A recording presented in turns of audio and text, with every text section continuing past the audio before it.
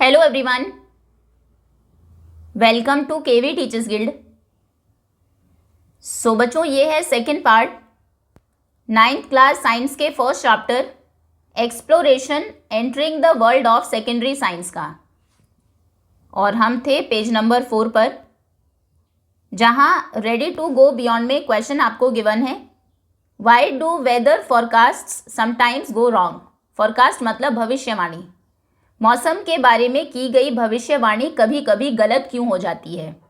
जैसे कहा गया कि कल बारिश होगी, लेकिन बारिश हुई ही नहीं। तो ऐसा क्यों होता है?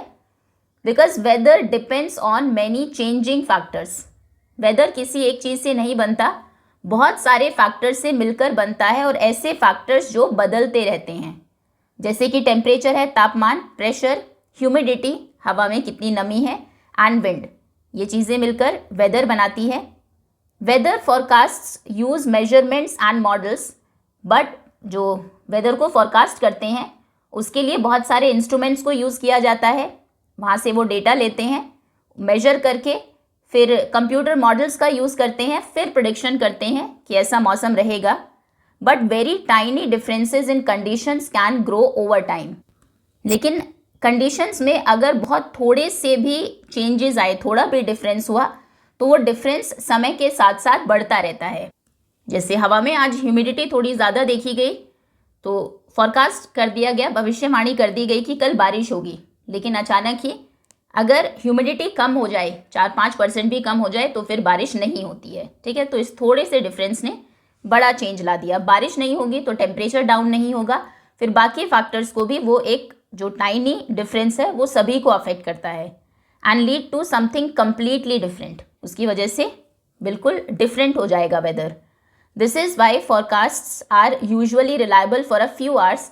कुछ घंटे के लिए अगर प्रेडिक्शन दिया गया, वो शॉर्ट टाइम में वो सही होता है। इवन अ फ्यू डेज, कुछ दिनों के लिए भी अगर दे दिया जाए, ये हफ्ता ऐसा रहेगा, इसमें ठंड ज़्यादा रहेगी, इसमें बारिश ज़्यादा होगी, but less certain further in the future. लेकिन जितना दूर का आप फॉरकास्ट देखेंगे वो उतना सर्टेन नहीं होता है, उस पर इतना रिलाई आप नहीं कर सकते हैं। कल का टेम्परेचर आपने देखा, काफ़ी हद तक वो कल का वेदर एक्यूरेट रहेगा। लेकिन अगर आप 10 दिन बाद का देखोगे, गूगल पर अगर आप देखेंगे वेदर इन, मान लीजिए मुंबई आफ्टर 10 डेज, वो दिखा देगा आपको वेदर इस तरह का रहेगा। लेकिन 10 दिन एक बड़ा लंबा टाइम है, उसमें अगर इनमें से कुछ भी चेंज हुआ, ह्यूमिडिटी बढ़ी या कम हुई, एयर प्रेशर कम या ज़्यादा हुआ, टेम्परेचर में डिफरेंसेस आए, हवा तेज़ या कम चलने लगी, तो वेदर 10 दिन के बाद पूरा बदल सकता है। ठीक है, तो 10 दिन के बाद जो वेदर दिखाता है उसमें आप श्योर नहीं हो सकते कि ऐसा ही रहेगा। ओके, चलिए, और रीज़न क्यों है, अगर क्वेश्चन आता है कि जो लंबा टाइम पीरियड होता है उसमें इतना रिलायबल क्यों नहीं होता है वेदर फॉरकास्ट, क्योंकि बहुत टाइनी डिफरेंसेस अगर कंडीशन में रहते हैं तो वो समय के साथ साथ बढ़ते रहते हैं और वेदर को कम्प्लीटली चेंज कर देते हैं। आगे आते हैं। Even the most successful scientific theories have limit. Even वो थियोरीज भी साइंस में जो सबसे सक्सेसफुल रही है, उनकी भी कुछ लिमिट्स, कुछ सीमाएं होती है। साइंस में सब कुछ परफेक्ट नहीं होता, and may fail when new conditions are explored. और जब कोई नई कंडीशन अगर आती है या फिर कोई नई टेक्नोलॉजी आती है जिससे आप बेटर मेजर कर सके, तो उन सिचुएशन में पुरानी जो थ्योरी है वो भी गलत हो सकती है, उनको भी हमें अपडेट करना पड़ता है। और when measurements become more precise, वही हमने कहा कि अगर नई टेक्नोलॉजी आ गई जिससे आप अब और अच्छे तरीके से मेजर कर सकते हैं, या फिर कंडीशंस ही चेंज हो गई, नई कंडीशन एक्सप्लोर की आपने, तो उस केस में जो प्रेडिक्शन है वो गलत होगी, और उन प्रेडिक्शंस को, उन थ्योरीज को हम चेंज करेंगे। साइंस अपनी गलतियों को सुधारता है, यही उसकी सबसे बड़ी स्ट्रेंथ है, ये हम पहले भी पढ़ चुके हैं। Now such failures are not a weakness of science. अब इस तरह से थ्योरीज का फेल हो जाना साइंस की वीकनेस, कोई कमज़ोरी नहीं है कि अब तो आप साइंस पे विश्वास ही नहीं कर सकते, वो तो अपनी थ्योरी को बदलता रहता है। इनफैक्ट वो उसकी ग्रेटेस्ट स्ट्रेंथ है, सबसे बड़ी स्ट्रेंथ यानी कि ताकत है। When predictions do not match observations, हमने जो प्रिडिक्ट किया कि ऐसा होगा, वो अगर एक्चुअल रिजल्ट से, ऑब्जर्वेशन से मैच नहीं करता है, scientists do not reject idea based an opinion और बिलीफ। तो जो साइंटिस्ट्स हैं उनके क्या बिलीफ है, उनका क्या विश्वास है, या क्या उनके ओपिनियन है, उनकी राय में क्या होना चाहिए, वो उस पर उसके बेसिस पर किसी आइडिया को रिजेक्ट नहीं करते हैं, सिर्फ एविडेंस यानी कि सबूत, प्रूफ के बेस पर किसी जो डिसीजन है वो प्रूफ्स के बेसिस पर, एविडेंस के बेसिस पर लेते हैं। मुझे ऐसा लगता है, ये साइंस में नहीं होता, डेटा ये कहता है या फिर ऑब्जर्वेशन ये कहती है, उसके बेसिस पर आप किसी आइडिया को रिजेक्ट कर सकते हैं, क्योंकि जो प्रिडिक्ट किया गया था, जो साइंस की थ्योरी ने कहा था, वो एक्चुअल रिजल्ट से, ऑब्जर्वेशन से मैच नहीं होता है।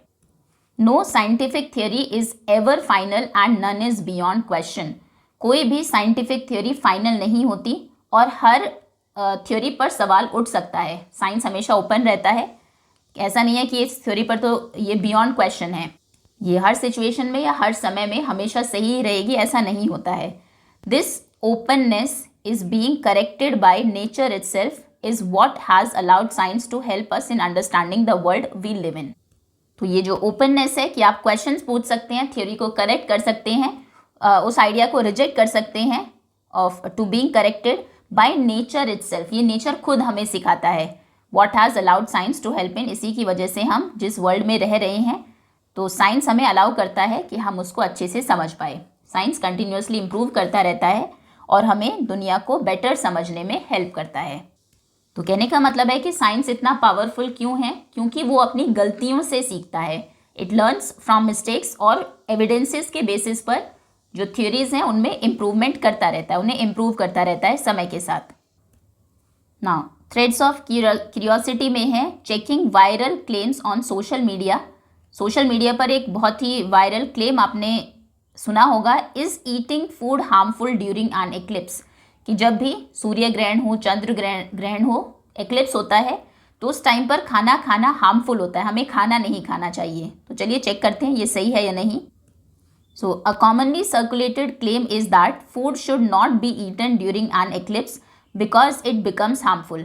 एक बहुत ही commonly circulated, बहुत फैलाया गया क्लेम है, जो ये दावा है लोगों का, जो कहता है कि हमें एक्लिप्स के टाइम पर, ग्रहण के टाइम पर खाना नहीं खाना चाहिए क्योंकि वो हार्मफुल होता है। This proof comes from asking simple scientific questions. Disproof मतलब किसी चीज़ को गलत साबित करना। अब इस क्लेम को, इस दावे को गलत साबित करने के लिए हमें साइंटिफिक क्वेश्चंस पूछने चाहिए। And eclipse is just a play of shadows. तो एक्लिप्स है क्या? सन, अर्थ और मून अपनी पोजीशंस बदलते हैं, शैडो बनती है, जिसकी वजह से एक्लिप्स होता है। जैसे सूर्य ग्रहण जब होता है, सोलर एक्लिप्स में सूरज और धरती के बीच में चांद आ जाता है। ये है हमारी धरती, ये बीच में मून है अगर यहाँ पर, तो उस चांद की परछाई आपको यहाँ पर सूरज के ऊपर दिखाई देती है। उतना पोर्शन आपको ब्लैक दिखेगा उस टाइम के लिए, क्योंकि वो इसकी परछाई है यहाँ पर, ठीक है।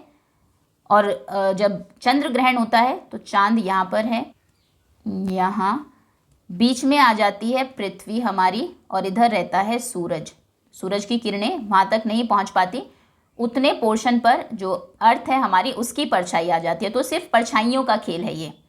सूर्य ग्रहण में सूरज के ऊपर हमें चांद की परछाई दिखती है, चंद्र ग्रहण में चांद के ऊपर हमें धरती की परछाई दिखती है। So what physical change occurs during an eclipse?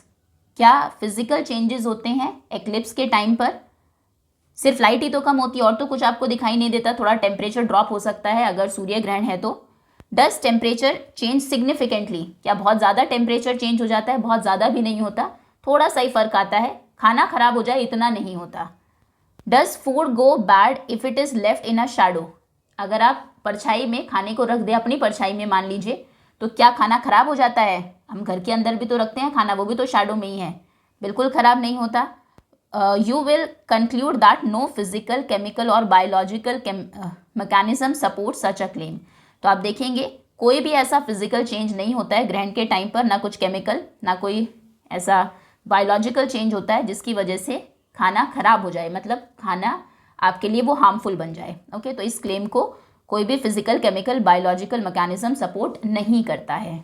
ना तो टेम्परेचर में इतना ज़्यादा सिग्निफिकेंट चेंज होता है, ना ही कुछ ऐसा फिजिकल चेंजेस होते हैं, और ना ही कुछ शैडो में रखने पर खाना खराब हो जाए, ऐसा भी नहीं होता। ओके, तो यानी कि साइंस के अकॉर्डिंग ये क्लेम बिल्कुल गलत है।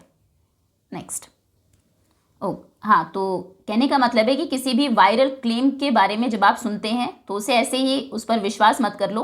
कुछ साइंटिफिक क्वेश्चंस पूछो, एविडेंसेस ढूंढो कि क्या ऐसा क्यों होता है, क्या चेंजेस हुए हैं।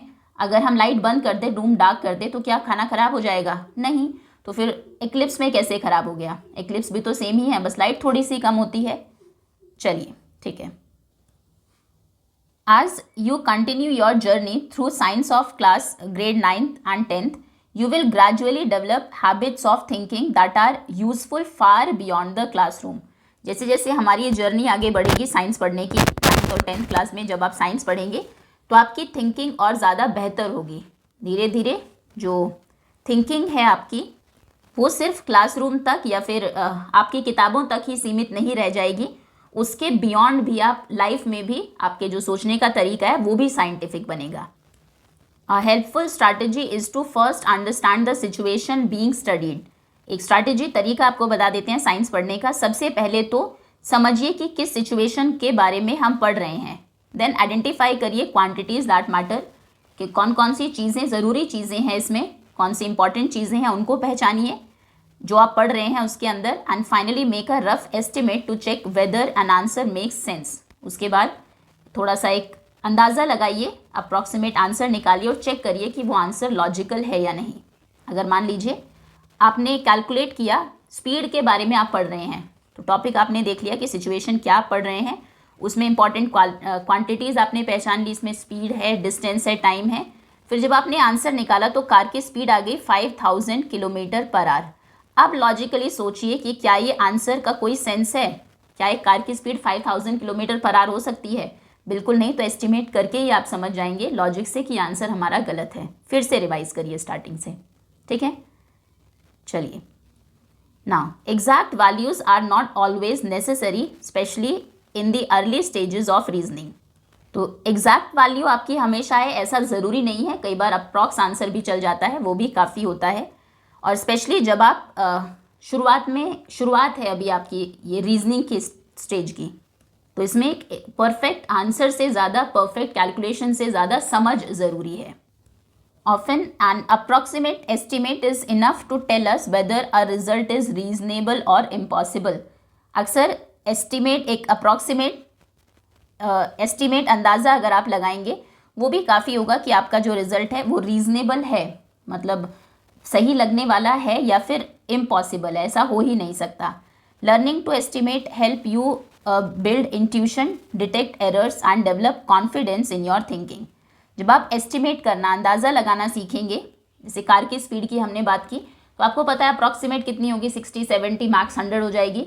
तो वहाँ से आप अंदाज़ा लगा सकते हैं कि आपका आंसर करेक्ट है या नहीं। अगर आप एस्टिमेट करना सीख जाते हैं तो इंट्यूशन बिल्ड होगा आपके अंदर।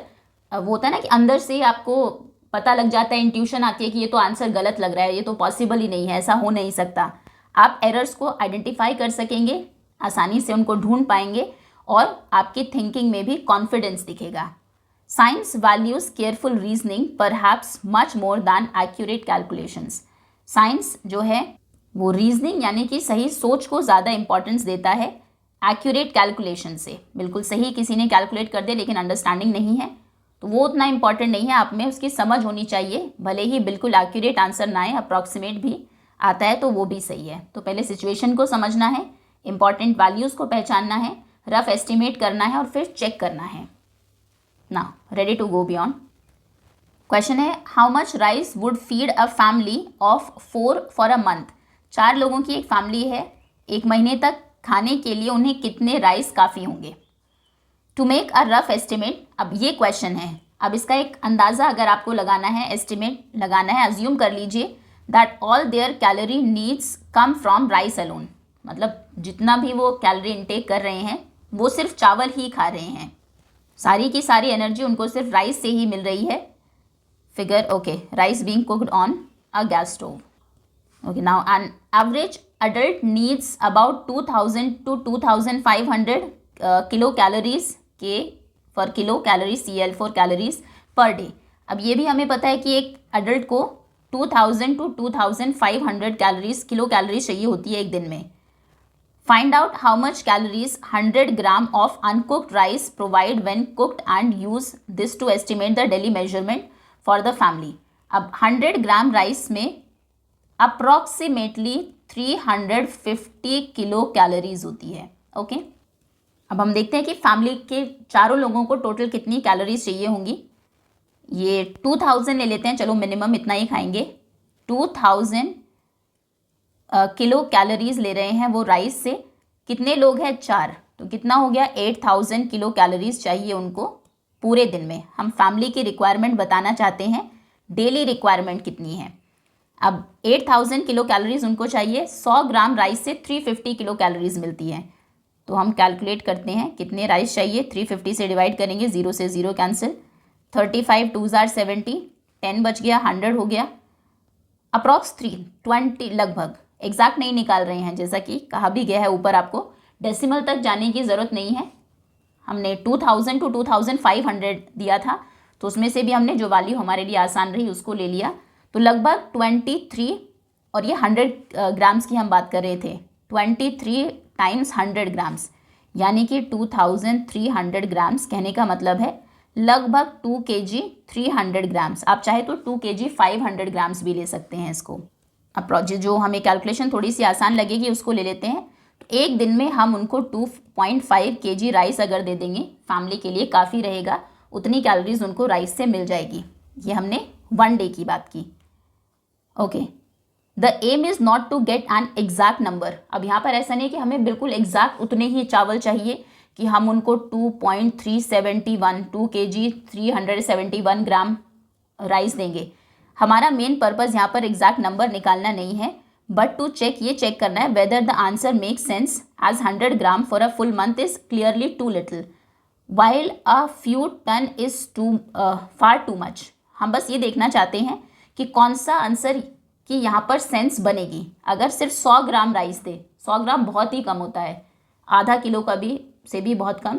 1 महीने तक के लिए 100 ग्राम राइस में तो कुछ भी नहीं होगा फैमिली का, वो तो एक टाइम का एक पर्सन का खाना भी नहीं है। और अगर 1 टन दे दे, 1 टन में 1000 ग्राम्स होते हैं, 1000 ग्राम, वो भी बहुत ज़्यादा है, फार टू मच। ये हमें एस्टिमेशन से पता है, आइडिया है ना आपके माइंड में कि अगर हम पेंसिल की, मान लीजिए आपकी पेंसिल की लेंथ कितनी है उसकी बात कर रहे हैं, तो वो मीटर में नहीं होगी, ना ही मिलीमीटर्स में होगी, ना इतनी छोटी पेंसिल होती है ना उतनी बड़ी पेंसिल होती है, फ्यू सेंटीमीटर्स होगा। ठीक है, तो चीज़ों को जब आप जानते हैं, अपने रियल लाइफ में आपने देखा हो, उससे आपको आइडिया हो जाता है। तो अगर हम यहाँ पर 2.5 किलो की बात कर रहे हैं, ये लग रहा है कि हाँ 2.5 किलो चावल 4 लोगों के लिए काफ़ी होता होगा। अब अगर यहाँ से हम पूरे महीने की बात करें, 2.5 × 30 करेंगे, 3 5 जार 15, 1 कैरी हुआ, 3 2 जार 6 7 डेसिमल, लगभग 75 किलो, 75 किलो चावल में 30 डेज तक, यानी कि 1 महीने तक चारों लोग खाना खा सकते हैं। इस तरह के एस्टिमेशन हमें हेल्प करते हैं साइंस को एवरीडे लाइफ के जो क्वेश्चंस होते हैं, फूड से रिलेटेड, रिसोर्सेज से रिलेटेड, उनसे हम कनेक्ट कर सकते हैं। And show why approximate reasoning is an important scientific skill. और ये बताता है कि क्यों अप्रॉक्सीमेट आंसर लाना एक बहुत ही इंपॉर्टेंट साइंटिफिक स्किल है। थोड़ा बहुत ज़्यादा, थोड़ा बहुत कम चल सकता है, वैसे हमने कम नहीं किया। 2.3 आया था हमारा, तो हमने 2.5 किलो दिया, उनको थोड़े से ज़्यादा ही दिए हैं। किसी दिन अगर किसी को ज़्यादा भूख है, कम बच गए, तो वो नेक्स्ट डे यूटिलाइज हो जाएंगे, इस तरह से। ओके, तो ये आप समझ गए होंगे। साइंस में जब आप आंसर फाइंड करते हैं तो उसमें एस्टिमेशन बहुत ज़रूरी है। ये एस्टिमेशन आपको हेल्प करता है ये बताने में कि जो आंसर आया है क्या उसका कोई सेंस है या नहीं। ठीक है, next. Now estimate how many litres of air you breathe in 1 day. एक दिन में आप कितनी लीटर हवा ब्रीथ इन करते हैं। Start by estimating how many breaths you take per minute. अब अंदाज़ा लगाइए, पहले तो आप ये अंदाज़ा लगाएंगे कि हम 1 मिनट में लगभग कितनी सांस लेते हैं। कोई एग्जैक्ट नंबर नहीं है कितनी बार ही सांस लेते हैं, डिपेंड करता है। अगर आप दौड़ रहे हैं तो ज़्यादा जल्दी सांस लेंगे, रेस्ट में हैं, सो रहे हैं तो धीरे लेंगे। ठीक है, तो ये सारे काम एस्टिमेशन से ही होंगे, अंदाज़ा लगाने से होंगे। फिर एक ब्रेथ, एक सांस में कितनी हवा आप ब्रीद इन करते हैं, उस एयर का वॉल्यूम आप निकालेंगे, ये भी एस्टिमेशन से होगा। ये हर पर्सन के लिए अलग हो सकता है, तो आप अंदाज़ा लगा लेंगे लगभग इतनी बार हम सांस लेते हैं और एक बार में रफली इतने वॉल्यूम एयर हम ब्रीद इन करते हैं। आपका एम यहाँ पर एग्जैक्ट आंसर फाइंड करना नहीं है, एग्जैक्ट आंसर आप फाइंड कर भी नहीं सकते। ये सिर्फ एक रीजनेबल एस्टिमेट हम कर रहे हैं, अंदाज़ा लगा रहे हैं। तो जब हम एट रेस्ट होते हैं तो हम 12 से 15 बार सांस लेते हैं 1 मिनट में। फिर there are 60 into 24 1440 minute in a day. एक दिन में कितने मिनट्स होते हैं? सबसे पहले तो एक दिन में 24 आवर्स होते हैं। 24 घंटों में कितने मिनट्स होती हैं? 24 इंटू 60 1440। सो हम रफली 18 टू 22,000 अब मल्टीप्लाई कर देंगे। 1440 को 12 या 15 से या कोई बीच का नंबर ले लीजिए, तो मल्टीप्लाई अगर आप करेंगे आंसर 18 टू 22,000 आएगा। एक दिन में हम लगभग 18 से 22,000 बार सांस लेते हैं। तो 20,000 ले लेते हैं, 18 और 22 के बीच का नंबर हमने ले लिया। तो मान लीजिए रफ एस्टिमेट है कि हम लगभग 20,000 बार सांस लेते हैं एक दिन में। अब हमें ये भी फाइंड करना है कि कितना वॉल्यूम एयर हम ब्रीद इन करते हैं। एक बार सांस लेने में कितने किलोग्राम तो नहीं कह सकते, नहीं लीटर नहीं, मिलीलीटर, कितने मिलीलीटर हवा अंदर जाती है। One way to estimate is to think that it takes about 4 to 5 breaths to fill a typical rubber party balloon. अब इसका अंदाज़ा आप कैसे लगाएंगे? एक पार्टी बलून को जब आप फिल करते हैं, एक नॉर्मल साइज़ का अगर आप बलून ले, तो 4 से 5 बार आपको आप सांस वो करते हैं उसमें, तब वो जो रबर ट्यूब है वो फिल होती है। विच when inflated has a volume of about 2 litre. जब वो बलून आपका भर जाता है पूरा, तो लगभग 2 लीटर उसमें हवा होती है। ये थोड़ा ज़्यादा है वैसे, बट चलिए ठीक है। अब 4 ब्रेथ में अगर आप 2 लीटर हवा फिल कर रहे हैं, तो मतलब हमारी एक सांस कितने उसकी हुई, एक सांस का वॉल्यूम कितना हुआ? 2 लीटर यानी कि 2000 ml बाई 4 यानी कि 500 ml यानी कि 0.5 लीटर। तो हम एक सांस में आधा लीटर वो जो हवा है वो टेक इन करते हैं। हम सांस कितनी बार ले रहे थे? 20,000 बार। तो 20,000 का आधा हो जाएगा, 0.5 का मतलब हाफ होता है, हाफ लीटर। तो 20,000 का आधा हो जाएगा 10,000। तो हम एक दिन में लगभग 10,000 लीटर हवा टेक इन करते हैं। Okay, now it is hard to see if this estimate is reasonable or not. अब मैं आपसे पूछूं क्या ये सही है? क्या आप बता सकते हैं क्या हम 10,000 लीटर हवा टेक इन कर लेते होंगे? ये बिल्कुल आपके लिए बहुत मुश्किल है कहना कि एस्टिमेट आपका सही है या नहीं। लेकिन अगर हम बलून के एग्जाम्पल पर फिर से वापस जाए, one could blow up a balloon in about 20 seconds. 20 second में आप एक बलून फुला देते हैं पूरा, ठीक है। तो आप 1 मिनट में कितने बलून्स फुला सकते हैं? एक 20 सेकेंड में पहला, फिर 20 सेकेंड, फिर 20 सेकेंड्स, 20, 20, 40, 20, 60 सेकेंड्स का 1 मिनट होता है। तो कहने का मतलब है 1 मिनट में आप 3 बलून्स, 3 गुब्बारे फुला सकते हैं, ठीक। अब देखिए 1 मिनट में आपने 3 बलून्स फुला दिए, तो आप पूरे दिन में कितने मिनट्स थी? 1440।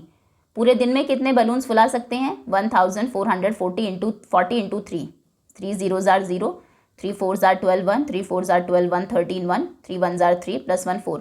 आप एक पूरे दिन में अगर बलून्स फुलाते रहे तो 4,320 4,320 बलून्स फुला सकते हैं। अब एक बलून में 2 लीटर हवा थी, तो इंटू 2 करेंगे। सारे बलून्स में आपने कितनी हवा भर दी? 0, 2 2s are 4, 3 2s are 6, 8,640 इतने लीटर हवा सारे बलून्स में फिल की है आपने।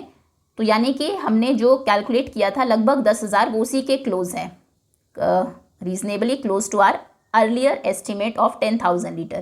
पहले हमारा एस्टिमेट था 10,000 लीटर, ये भी उसके काफ़ी क्लोज हैं। Naturally, we would get extremely tired very quickly after blowing balloons non-stop, unlike normal restful breathing.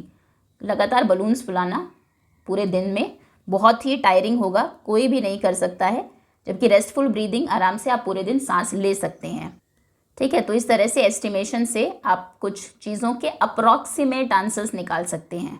Exact नहीं, एग्जैक्ट 10,000 लीटर होगा या 8,000 लीटर हवा आप टेक इन करते हैं या कितने, वो एग्जैक्ट नहीं पता लगेगा, लेकिन ये लगभग है, ठीक। चलिए आगे आते हैं, पॉज एंड पॉन्डर। तो किन सिचुएशंस में अप्रॉक्सीमेट आंसर भी काफ़ी होगा? फॉर एग्जांपल आपसे पूछा जाए कि 1 kg में कितने आलू आते हैं, number of potatoes in 1 kg, तो वहाँ पर अप्रॉक्सीमेट आंसर भी चल जाएगा, थोड़ा ऊपर नीचे भी होगा। या फिर आपसे पूछा जाए आपको घर पहुंचने में कितना टाइम लगता है, तो आप एग्जैक्ट नहीं बताएंगे कि 19 मिनट्स 30 सेकेंड्स, वो ऊपर नीचे हो सकता है। आप कहेंगे लगभग 20 से 25 मिनट लग जाते हैं, या 15 से 20 बोल देते हैं, ठीक है ना, 5 मिनट्स का मार्जिन ले लेते हैं। या फिर आपको कहा जाए कि आपका घर स्कूल से कितनी डिस्टेंस पर है, तो उसमें भी आपने एग्जैक्ट डिस्टेंस मेजर नहीं करनी है, अप्रॉक्सीमेट आंसर भी चल जाता है, okay.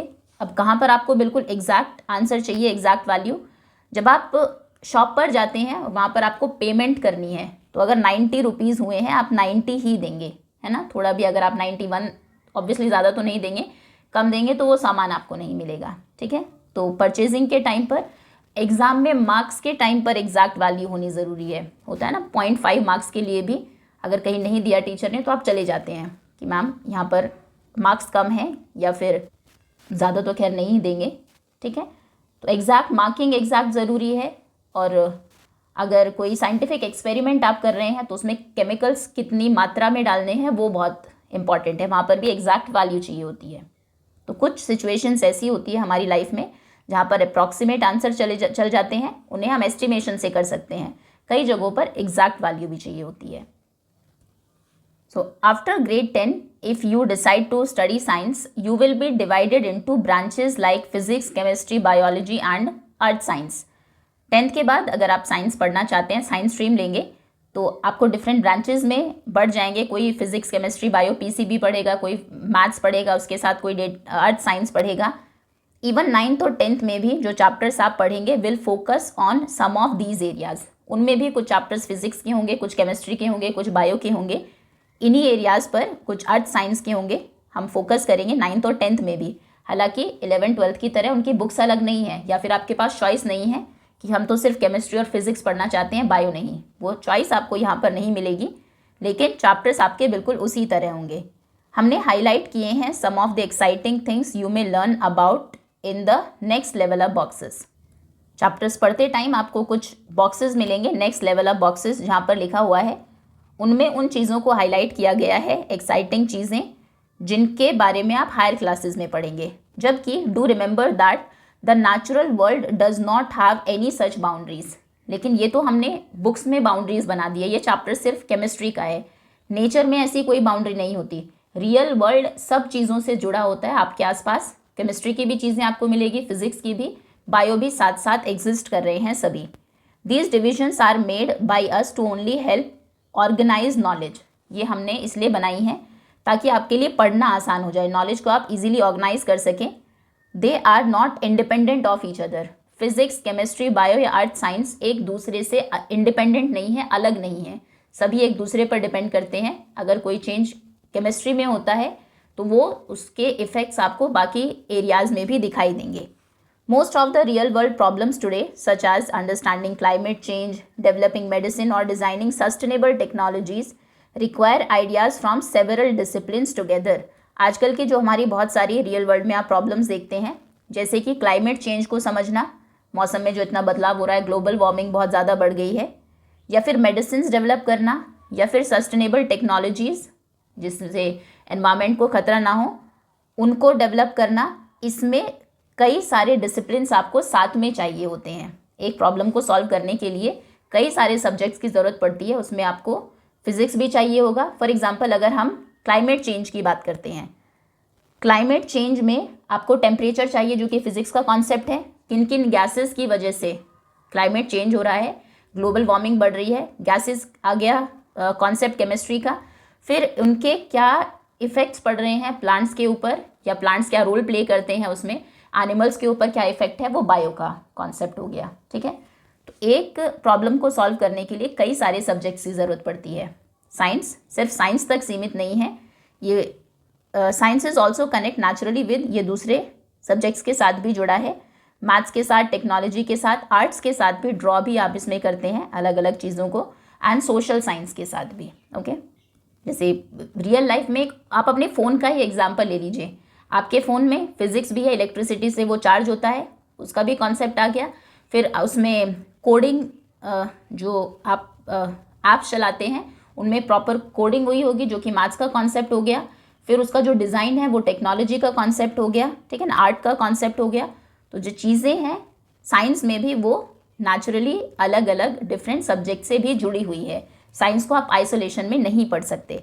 To make sense of the world fully, we need to connect multiple ways of knowing and expressing ideas, each enriching the other. तो अगर आप वर्ल्ड को पूरे तरीके से, दुनिया को पूरे तरीके से समझना चाहते हैं तो हमें अलग अलग सब्जेक्ट्स से जो नॉलेज आपको मिली है उनको जोड़ना पड़ेगा, तभी आप में कंप्लीट अंडरस्टैंडिंग आएगी, तभी आप किसी भी प्रॉब्लम को पूरे तरीके से समझ पाएंगे। ओके, सब्जेक्ट्स अलग दिखते हैं लेकिन रियल लाइफ में वो सारे कनेक्टेड होते हैं, तो हमें अलग अलग सब्जेक्ट्स को आपस में जोड़ना है। Now choose a real life object. Real life object कोई भी चुनिए, आप प्रेशर कुकर चुन सकते हैं या मोबाइल फ़ोन, या फिर कोई प्रॉब्लम जैसे ट्रैफिक जाम की प्रॉब्लम आपके स्कूल के पास में। Make a sketch listing what kinds of ideas from physics, chemistry and biology, earth science और मैथमेटिक्स आर इन्वॉल्व। उनमें इन सब्जेक्ट्स के कौन कौन से आइडियाज़ इन्वॉल्व है। शो करिए at least 2 branches of science connect with your example. कम से कम साइंस के 2 ब्रांचेस, साइंस की ब्रांचेस अभी हमने पढ़ी physics, chemistry, biology, earth science, कम से कम 2 से आपको उनको कनेक्ट करना है। तो जैसे प्रेशर कुकर का अगर हम एग्जांपल लें, प्रेशर कुकर फिजिक्स से कैसे जुड़ा हुआ है।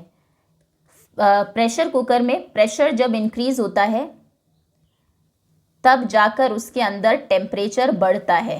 Pressure increases inside the cooker, high pressure high temperature, high temperature, temperature ज़्यादा होगा तभी प्रेशर कुकर के अंदर खाना बनेगा। उसके बाद केमिस्ट्री से कैसा जुड़ा है, फूड जल्दी बनता है जब वो उसके अंदर केमिकल चेंजेस होते हैं। Food cooks faster due to chemical changes, chemical changes. Okay, तो जो कुकिंग रिएक्शन होता है वो केमिस्ट्री से रिलेटेड है। जो प्रेशर का कॉन्सेप्ट लगाया गया है उसमें खाना जल्दी बनने के लिए, वो फिजिक्स का कॉन्सेप्ट है। अब आते हैं मोबाइल फ़ोन पर, यह हम अभी भी डिस्कस किया था हमने। मोबाइल फ़ोन में फिजिक्स कैसे है, फिजिक्स इन्वॉल्व है, इलेक्ट्रिसिटी जिससे वो चार्ज होता है, सिग्नल्स जो वेव्स हैं जिनसे आप कनेक्ट कर पाते हैं एक दूसरे से, वो भी फिजिक्स का कॉन्सेप्ट है। एंड अब उसमें केमिस्ट्री कैसे हैं, 2 कम से कम फिजिक्स की ब्रांचेस लेनी है आपको। उसकी जो बैटरी है जो लिथियम आयन रिएक्शन से वर्क करती है, तो वो केमिस्ट्री का एक कॉन्सेप्ट हो गया जो हमने यूज़ किया मोबाइल फ़ोन मेकिंग में, उसकी वर्किंग में। मैथ्स कैसे कनेक्टेड है उससे, उसमें जो कोडिंग हुई है, डिफरेंट सॉफ्टवेयर्स आप यूज़ करते हैं, ऐप्स यूज़ करते हैं, तो उसके लिए मैथ्स यूज़ हुआ। और उसका जो डिज़ाइन है वो आर्ट का कॉन्सेप्ट हो गया, डिफरेंट डिज़ाइंस। ओके, तो ये सभी कॉन्सेप्ट्स, ये सभी सब्जेक्ट्स ने मिलकर एक ये रियल लाइफ ऑब्जेक्ट बनाया है मोबाइल फ़ोन। उसमें फिजिक्स का भी यूज़ हुआ है, केमिस्ट्री का भी हुआ है, मैथ्स का भी हुआ है। तो अगर आप सिर्फ फिजिक्स पढ़ते, साइंटिस्ट सिर्फ एक ही ब्रांच पढ़ते, तो वो कभी भी कोई ऑब्जेक्ट नहीं बना पाते। क्यों? क्योंकि हर एक चीज़ में कोई भी एक सिंगल सब्जेक्ट की नॉलेज काम नहीं करती है।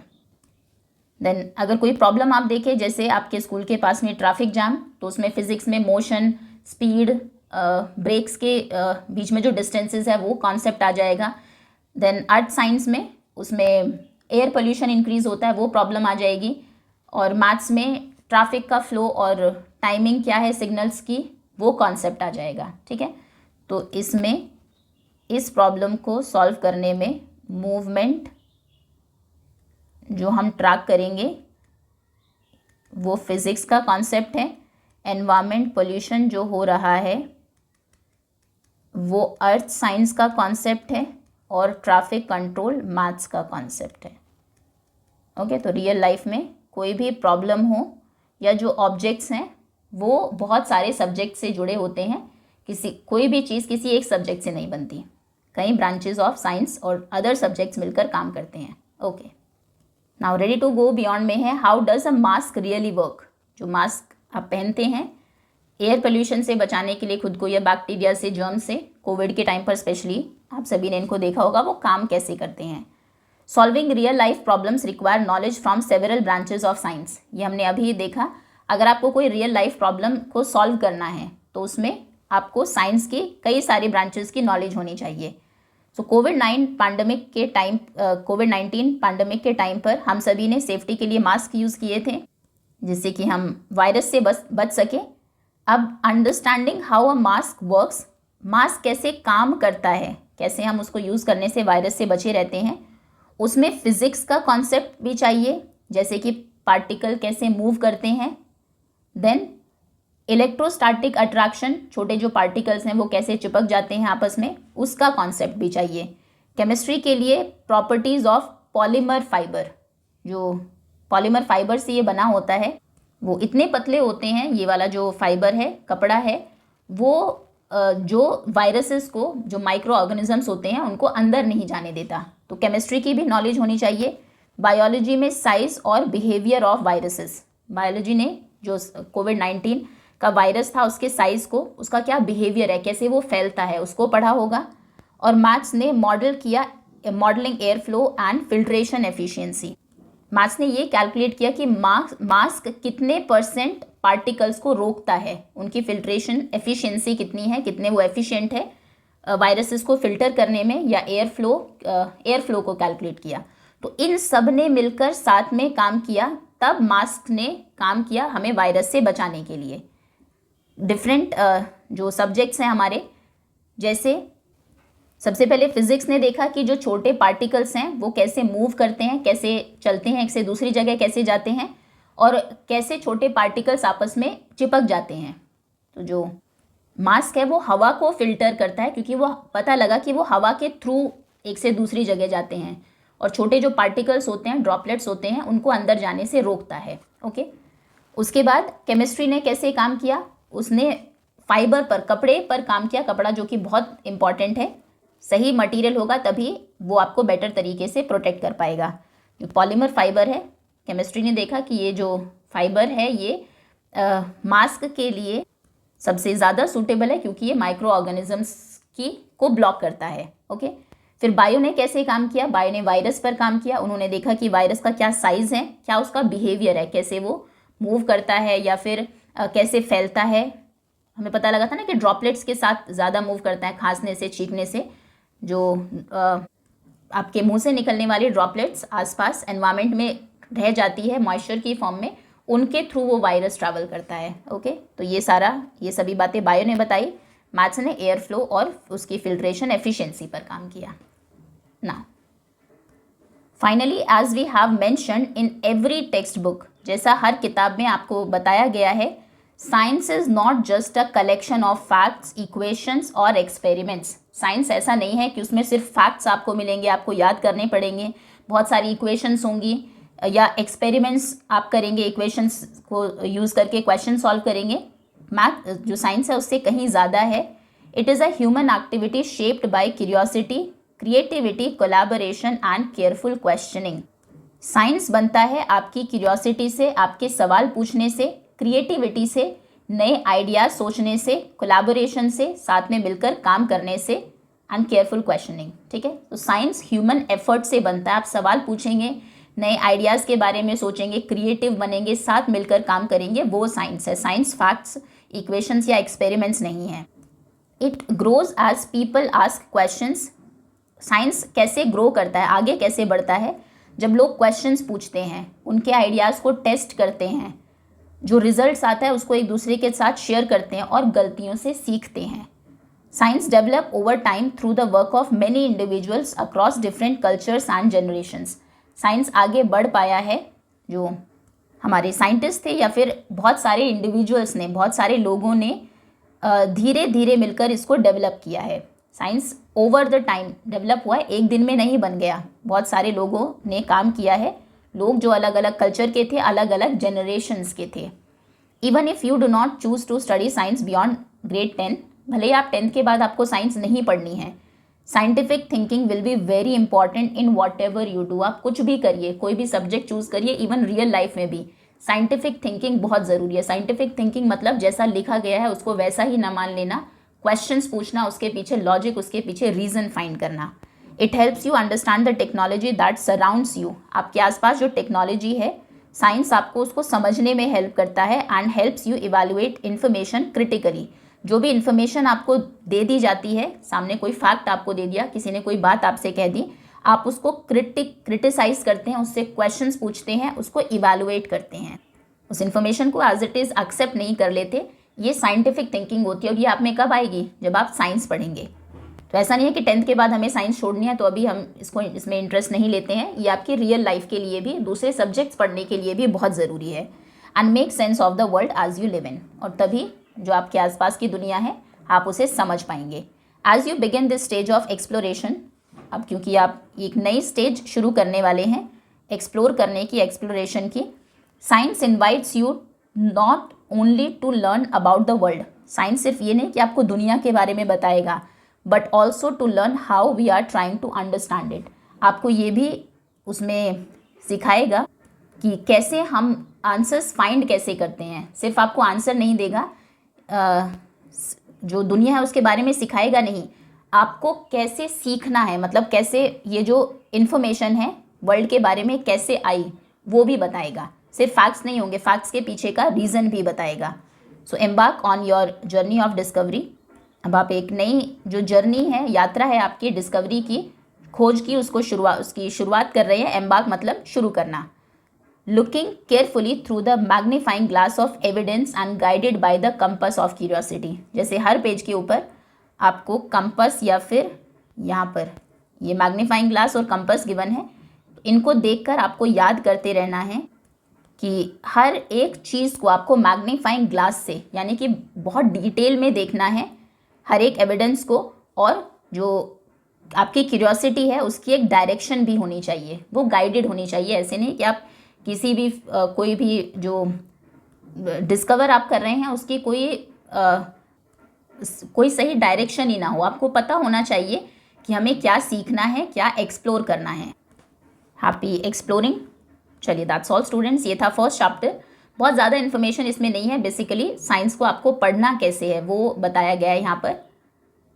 अच्छे से आपको समझ में आ गया होगा। Thank you so much for watching.